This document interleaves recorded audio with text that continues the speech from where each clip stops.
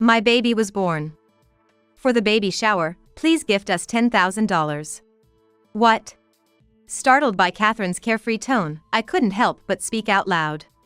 It had been years since I last spoke with Catherine. After what happened. Despite that, her wanting me to celebrate is just crazy. When I shared this with my husband, Nigel, he surprisingly suggested, let's both go and give the baby shower gift. This was absurd. But Nigel seemed to have a plan. So, I agreed to go with him to Catherine's house. It was a reunion with Catherine after such a long time. We greeted her with smiles. Congratulations on your baby, Catherine. Here's our gift for you. Nigel said, handing her a piece of paper with a smile. Catherine's face turned pale the moment she saw it. What is this? Catherine turned pale. We meet again, Miss Catherine Jones. Nigel said as he removed his hat and smirked. Seeing Nigel clearly, Catherine's eyes widened in shock. You are... She then started trembling pitifully. I'm Margaret Harris. Just turned 30. My husband, Nigel, is 35. And we have a 4-year-old daughter, Susan. We live together as a family of 3. Our life is ordinary and peaceful, but it wasn't always smooth sailing. This is my second marriage. My first marriage was about 5 years ago. Susan is my daughter with my ex-husband, Simon. Simon remarried too. To my sister, Catherine. Catherine is a year younger than me, 29. Given our close ages, we should have remained reasonably close even as adults. However, I haven't been in contact with Catherine for a long time. After what happened, it's understandable. People unaware of the situation often say things like, sisterly fight? Make up soon. But what Catherine did to me isn't something I can just let go of easily. What happened between us sisters? There were complex circumstances involved. As kids, Catherine and I were just like any other sisters. The change started when Catherine entered middle school. She realized she was pretty. She became interested in fashion, hairstyles, and started dieting. Her studies took a back seat. Catherine often got scolded by our parents and teachers. And my existence was a pressure for her. Not to brag, but I was good at academics. Which made her even more irritable when compared to me. I did my best to support her. I asked our parents not to be too hard on Catherine and even helped her with her studies at times. But it seems like things you're not interested in just don't stick. Her grades didn't improve, and Catherine dove deeper into beauty and fashion. She even started doing makeup and became a reader model for magazines by the time she was in high school. Catherine's social circle became quite flashy. Yet, she still looked up to me. Margaret, top of your class again? You're so smart, I really admire you. I brag about you to all my friends. She would say, always speaking kindly of me. Eventually, I got into a prestigious university. A year later, Catherine went to a beauty school. It was around that time when something happened that made me suspicious. I was at a cafe near the train station, working on an assignment, when I heard a familiar voice. It was Catherine and her friends. I remember she mentioned using this cafe sometimes. I felt awkward but decided to stay, as they couldn't see me from where they were sitting. After a while, one of Catherine's friends said, "Isn't this cafe near the university your sister goes, right? She must be really smart." What Catherine said next was unbelievable. "Oh, you mean that plain, nerdy loser?" I couldn't believe my ears. But it was undoubtedly Catherine's voice. Wow, Catherine, that's harsh. Are you guys not close? Not really. We just get along on the surface. She doesn't care about fashion, just buries herself in books all day. She looks so dorky. I'd hate to run into her in town. She's always studying hard, getting praised by teachers and parents, so she must be happy, even if she looks dorky. Catherine laughed. I was frozen, shocked and angry at what I had heard. After that, I returned home quite late. Catherine was acting as usual when I got home late. Welcome back, Margaret. You're late. Were you studying at the library again? You're such a hard worker. I was confused. Which one was the real Catherine? I didn't have the courage to confront her about what I heard. So, we continued on as if nothing had changed. But I couldn't shake off the feeling of unease. After graduating, I decided to move out when I got a job. reducing my contact with Catherine. Time passed, and I turned 25. I was about to marry Simon Jones, a classmate from university. We reconnected at an alumni meeting and hit it off. Simon worked for a regular company, but his family owned a lot of land in prime city locations, making them quite wealthy. However, that wasn't why I was drawn to him. It was his generous nature that attracted me. Before the wedding, I went home to introduce Simon to my family. Catherine was there, of course. She had become an esthetician, clearly very conscious about her beauty.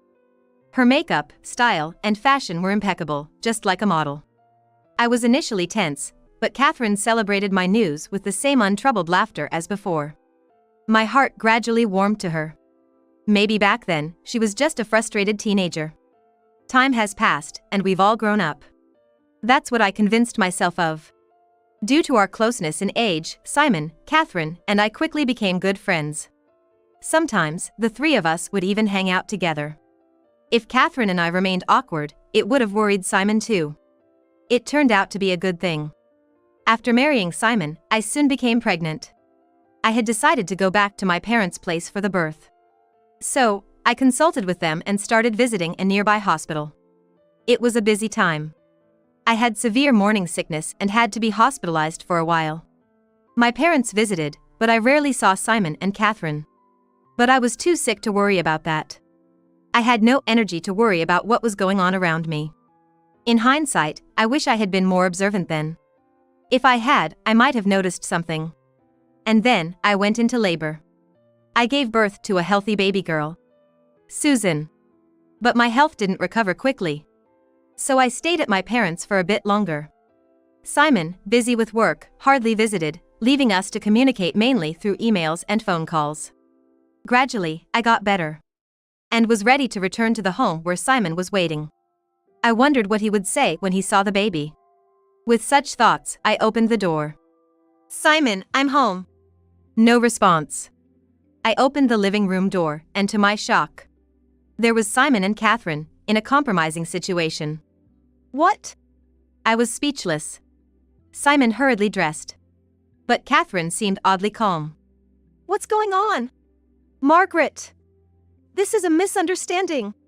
"Welcome back, Margaret," Catherine said with a sly smile. "What do you mean, welcome back? Explain this." "What's there to explain? You see what's going on. We're in a relationship," Catherine said nonchalantly, wrapping her arm around Simon. My head was spinning. What was Catherine talking about? Simon seemed resigned and apologized. "Sorry. I can't believe this. It's unbelievable, both of you. Susan and I are right here, and you're doing this." Confused and upset, I ran out of the house. But I had nowhere else to go. Reluctantly, I decided to take Susan back to my parents' house. While I was explaining the situation to them, my phone rang. It was Simon. "Sorry for startling you earlier, Margaret. But I've fallen for Catherine. I want a divorce." "What? What are you talking about? We have Susan." "I'll pay child support." "So?" I couldn't make sense of it. I listened to Simon in confusion. Why did he get involved with Catherine? He said he thought Catherine was cute when he first saw her. But she's my sister, his sister-in-law. We became close as a family. Then, I was hospitalized for morning sickness. That's when they grew closer. Catherine had tearfully confessed to Simon that I had always been mean to her, calling her stupid. I had never said such awful things. Clearly, Catherine was lying. But Simon believed her. He had his own insecurities too. He had gotten into university through a large donation from his wealthy family. Essentially a backdoor admission. He hadn't gotten into the prestigious university on his own merit. He felt complex about this, especially compared to me, who got in through regular admission. With this background, Simon empathized with Catherine, believing her story and becoming disappointed in me. "You're smart and reliable, sure. But that's no reason to look down on Catherine. I'm disappointed in you. Marrying such a mean and nasty woman was a mistake." "What are you saying?" "That's a lie by Catherine. Don't believe it." "No, I won't be fooled. I'll sign the divorce papers and mail them to you. Wait, listen to me. My pleas were in vain. He hung up. I couldn't believe he'd fall for such a lie. I was stunned. A few days later, overwhelmed by everything, I came down with a fever. My parents, who knew everything, comforted me and took care of Susan. It was humiliating. I needed to recover quickly and fix this situation. As I was thinking this, the front door opened. I thought it was someone else, but when I came out of my room, it was Catherine. "Oh, Margaret, you're here?" Catherine spoke nonchalantly as soon as she returned. I couldn't contain my anger. "What are you saying? What do you mean, Catherine? Lying and deceiving Simon like this?" I yelled.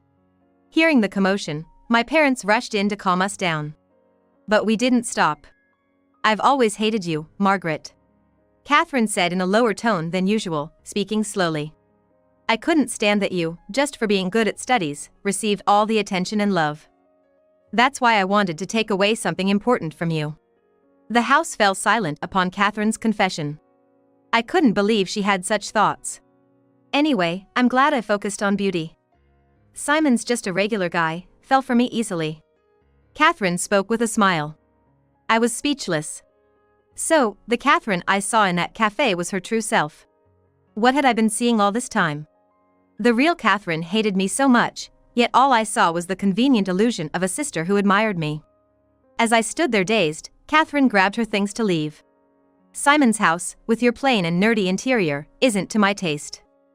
I'm going to change it." Apparently, she planned to stay at Simon's house. My parents tried to stop her, but Catherine left swiftly. I felt dizzy and had to sit down in the hallway. Then I heard my daughter, Susan, crying in the back room. I knew I had to comfort her, but I couldn't move. My parents helped me stand up. I don't remember much after that. I just didn't want to see Catherine and Simon's faces. After talking with my parents, we concluded that divorce was the only way forward. I cried. Not for myself, but for Susan. Simon didn't care about her at all. What a terrible father. But maybe it's better not to have such a father. That thought was one of the reasons I decided on the divorce. I quickly signed the divorce papers that were mailed to me and took them to the office. Thus, my first marriage ended unceremoniously. Fortunately, my parents were on my side. They harshly told Catherine not to come back home. Thankfully, I never had to see Catherine again. Slowly, I regained my composure. Catherine and Simon apparently got married, but I didn't care anymore. My focus was on Susan and our life. Time passed. Luckily, my job was within commuting distance from my parents' house, so I didn't have to change jobs. I threw myself into my work. The alimony was paid regularly, but as a single mother, I needed to save as much as I could. I was a bit anxious. Maybe that's why people around me were worried. One day, a friend said she wanted to introduce me to a man she knew. I hesitated at first, but she said he was a sincere person, so I agreed to meet him. His name was Nigel Harris. He was 5 years older than me, tall and well-built. Contrary to his intimidating appearance, he was surprisingly serious and kind. He had been so focused on his work that he hadn't had much experience with women. We were naturally drawn to each other. Susan warmed up to him when the three of us went out together. One day, Nigel said he wanted to protect Susan and me from now on. I was moved to tears by his words. We got married. And now we're living a simple but happy life as a family of 3. I thought I had no more ties with Catherine. But then one day, while relaxing at home, my phone rang. I instinctively answered it. "Hey, Margaret, how are you?" Hearing Catherine's voice on the other end, I felt a chill. I should have checked the screen before answering. Too late for regrets now. "What do you want?" I replied, trying to sound as cold as possible. I didn't want my peaceful life disturbed anymore. Then Catherine cheerfully said, "I had a baby. For the baby shower, please gift us $10,000. What? After years of no contact, this was absurd. Especially asking for $10,000. I was outraged, but Catherine kept talking, oblivious to my feelings. She continued being an esthetician and had opened her own salon about 3 years ago. She got the land and building for her shop from Simon's parents, in a prime location. She boasted about how successful it was. Just showing off. I quickly ended the call, disgusted by her self-centeredness. Unbelievable. How could she dare call me after everything? I was still fuming when Nigel came home late that night. He's been busy with work recently, but always makes sure to have dinner at home, valuing our communication as a couple. He's always said since our remarriage, "I want you to talk about everything." Over dinner, Nigel said. "What? You got a call from that sister of yours? She's running a salon now? Seems like it. She got help from my ex-husband, who was quite wealthy." What's her name now?" "Catherine. Catherine Jones." After I answered, Nigel paused for a moment, then said, "I see, that explains it." "What? What's up?" "Well, how about we both go and give a baby shower gift to Catherine's place?" Nigel suggested with a mischievous smile. "What? Why? I don't want to do that. Just trust me, I have a plan." Later, Nigel shared a fact and a proposal with me. I was shocked by what I heard. When the weekend came, after leaving Susan with my parents, Nigel and I arrived at Catherine's house. It was a large, impressive house. "Welcome." Catherine greeted us at the door, looking perfect despite having recently given birth. "It's been a while." "You haven't changed, Catherine," I said, forcing a smile. Then, Catherine said with a smirk, "Of course. I never neglect my beauty routines, unlike someone else who got cheated on." Catherine was just being Catherine. I was irritated but kept my composure for now. She led us to her spacious living room. A baby was sleeping in a crib. "Look, this is my daughter, Maria. Cute, isn't she?" Maria indeed looked just like Catherine, though her features seemed a bit sharp. Maybe it was just my imagination. "So, about that thing?" Catherine gestured for money with her hand. How brazen can she get? Just as I was about to retort, Nigel put his hand on my shoulder. "Nice to meet you. I'm Margaret's husband, Nigel," he said, with his hat pulled down over his eyes. "Oh, hello," Catherine muttered, uninterested. Nigel then swiftly pulled out a piece of paper. "This is our gift for the baby shower. Congratulations, Catherine." Catherine's face turned pale the moment she saw the paper. "What is this?" she exclaimed, going white. Nigel then promptly took off his hat. "Nice to meet you again, Miss Catherine Jones. I'm Nigel Harris from the Metropolitan Police Department." Recognizing Nigel, Catherine's eyes widened in shock. "You, the detective who visited my salon?" She started trembling. The baby shower gift Nigel had given was actually a search warrant. It was permission from the court to search and seize property at her home. Catherine was visibly shaken. It turned out she had been committing fraud at her aesthetic salon, tricking customers into buying dubious products with false promises of guaranteed weight loss, and signing them up for expensive and ineffective treatment plans without proper explanation. She kept repeating such actions. Despite initial warnings from consumer protection agencies, Catherine didn't listen. And the situation worsened, with more victims. And even more aggressive tactics like forcing contracts and filling out application forms without consent. Multiple complaints were filed, prompting the police to raid her salon. Nigel was the officer in charge. Nigel's profession is a police officer. However, Catherine had cleverly hidden evidence at her salon, making it difficult for the police to catch her. This was why Nigel had been coming home late lately. Coincidentally, the investigation target turned out to be my sister. Catherine's call about the baby shower gave Nigel a reason to visit her home. Fearing that going as a police officer might raise her guard, he decided to use the baby shower visit to his advantage. Thus, Nigel kept his identity hidden until the last moment, successfully entering Catherine's house. As soon as Nigel signaled over the radio, other officers who were waiting outside entered the house. "Sorry, but we wouldn't have been let in otherwise." Then, Simon arrived. "What's all this commotion? What's going on, Catherine?" Catherine could only groan in response, unable to answer Simon's pressing questions. The police officers entered various parts of the house, seizing all sorts of items in cardboard boxes. As Simon gradually understood the situation, he questioned Catherine more intensely. seemingly oblivious to my presence. In a panic, Catherine suddenly lunged at one of the officers who had entered the house. "Stop it! Don't mess up our house without permission!" she yelled. Nigel raised his voice. "Don't interfere! I'll arrest you for obstructing public duty." Hearing the word arrest, Catherine let go, a look of frustration on her face.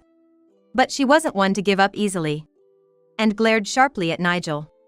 "I'll tell Simon's father, Daniel. He knows plenty of police officials.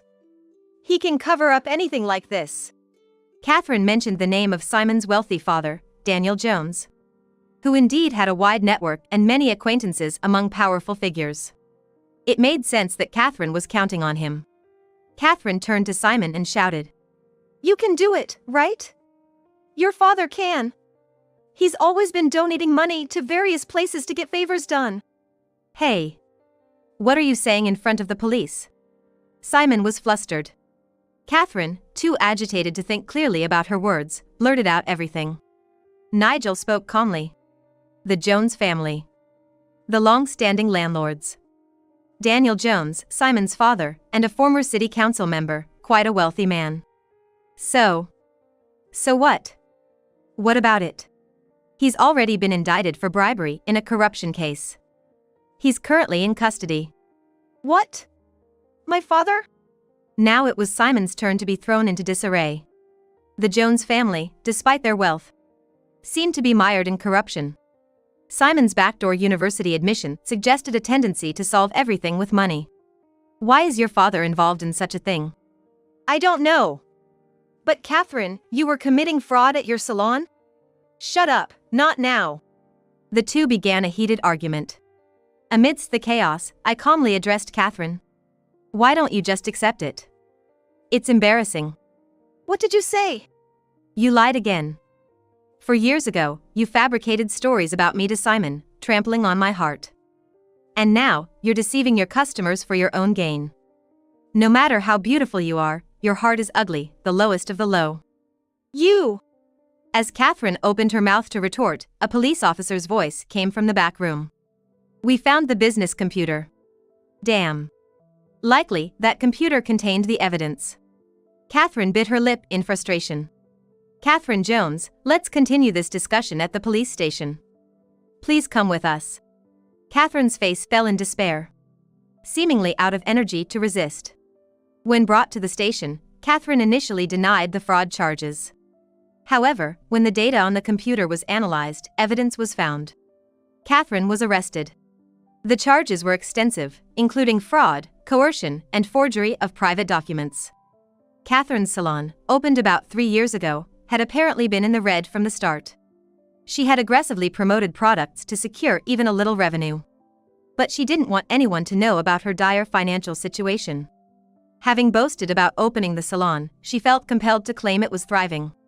Her sudden demand for $10,000 from me was likely just a desperate attempt to cover the salon's deficits under the guise of a baby shower gift. The number of victims who filed complaints against Catherine was in the dozens. Her salon sank further into debt due to liability for damages and eventually closed, leading to bankruptcy. Simon and his family, who had invested capital, were furious. And Simon naturally divorced Catherine. But Simon's household was no longer secure either. Simon's father, Daniel Jones, had also been arrested for bribery. Simon's family was scrambling for money and had to let go of all the land they owned. Simon originally worked at the real estate company run by his father. However, with his father's arrest, the company's control shifted to executives outside the Jones family. Simon was forced out of the company. He later found a job at a completely unrelated company through his connections. But it seems he is now struggling with demanding, low-paid work and having a hard time adjusting to the unfamiliar job. In such a state, he was obviously unable to take care of a child. Maria, the daughter of Catherine and Simon, was temporarily placed in a child welfare facility. It was unfortunate that Maria was born into such a family. As I reflected on the tumultuous days, I realized something. Months later, I attended Catherine's trial to see if she had shown any remorse. It felt like my final duty as her sister. But reality was not so kind. In court, Catherine kept repeating, "I'm not wrong. denying all the evidence of fraud. "I only helped the customers who wanted to lose weight and be beautiful," she argued. Her face was marked with dark circles. And her hair was unkempt, the once meticulously maintained beauty was nowhere to be seen. It seemed her lifestyle had finally taken its toll on her appearance. Catherine looked truly pitiful. I watched Catherine and thought back on everything that had happened. It all started with her jealousy of me. But I had never said anything mean to her. Our parents, initially upset with Catherine's lack of interest in studies, eventually stopped scolding her. Catherine had let her own complex feelings distort her perspective. Over time, she began lying casually. These lies continued, eventually becoming her own truth over the real facts. Now, Catherine is just continually looking away from reality. She's fabricating twisted facts, not thinking for a second that she's in the wrong. And this is the result. Poor Catherine. Eventually, the verdict was given. Due to the severity of her actions, she received a 3-year prison sentence without probation. It was only to be expected. Yet, I can't help but hope she will come to her senses. I wish she would consider, even a little, the pain of those who suffered because of her lies. I hope she can take a good, hard look at herself while in prison. Months later, on a certain holiday, Susan, Nigel, and I were at the park. We spread out a picnic on the grass, enjoying a light picnic atmosphere. "Let's eat sandwiches quickly. I want the tuna one." "Hey, Susan, leave some for your dad," Nigel said, and Susan laughed happily. We were back to our happy, normal life. Thinking back, the family I grew up in was also a peaceful one like this at first. If there's one thing I've learned from all this, it's that I'm not perfect either. I have moments of envy too. But rather than hurting someone with petty jealousy, I want to cherish feelings of compassion for others. And focus on the small joys of everyday life. That way, I won't be consumed by negative emotions. Watching Susan and Nigel happily eating their sandwiches, I silently wished for these peaceful days to last forever.